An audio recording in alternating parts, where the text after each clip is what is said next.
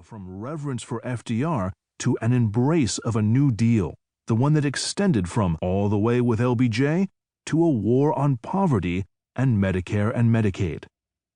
The men and women Trump chooses to surround himself with and to empower will determine the America that will emerge from his presidency. They will shape and implement the policies of this presidency.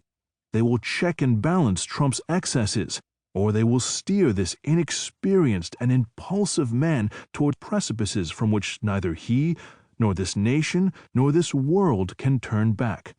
They will temper or incite Trump, fuel or still the cauldrons of racial and ethnic hatred and division. They will counsel against overreactions, or they will make those overreactions inevitable and incomprehensibly destructive. But for the most part, they will operate in the darkness of a media age when the major newspapers, broadcast networks, and digital platforms are so absorbed with the pursuit of ratings and clicks that they refuse to put the spotlight on anyone but a strongman president. Because the office of president has always been infused with a measure of majesty, and because it is afforded far more power than is enjoyed by the ceremonial presidents of most other lands, people in the United States and around the world have always struggled with the concept of an executive branch.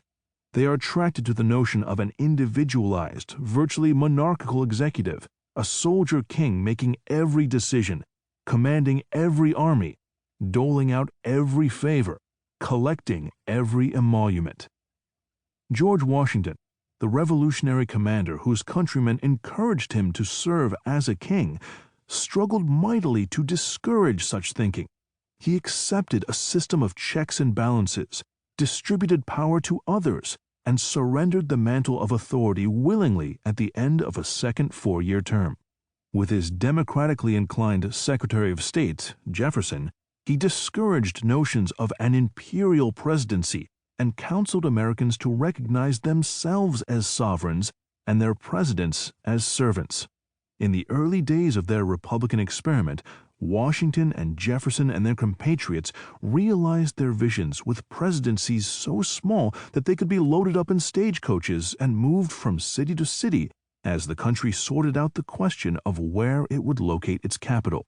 When it was decided that the District of Columbia would be the nation's center of government, the infrastructure of that government was so limited that Jefferson lodged in a rooming house on the night before his inauguration, walked on his own through muddy streets to the swearing-in ceremony, delivered a short unifying address, and scrambled back to the rooming house in time for dinner.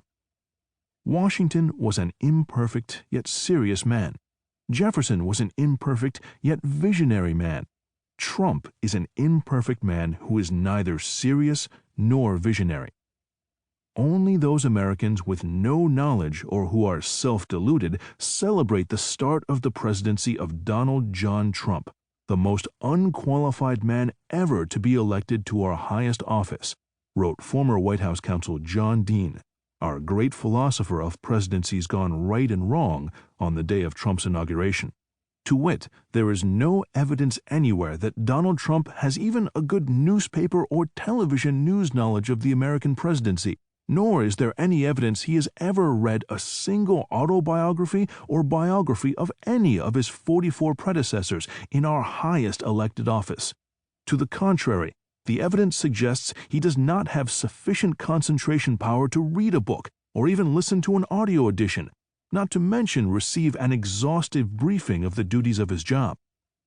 With the exponential growth of the presidency in the 20th and 21st centuries, the recognizable and defined executive branch of old has been transformed into something altogether foreign and exotic, an elaborate construct that historian Arthur Schlesinger Jr. began to identify the better part of a half-century ago as the imperial presidency.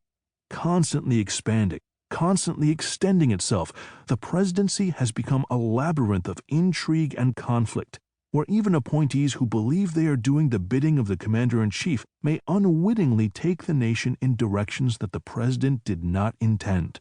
And it becomes a place where ideologues and con artists can, quite wittingly, launch initiatives about which the president knows little or nothing. That is more likely in the presidency of a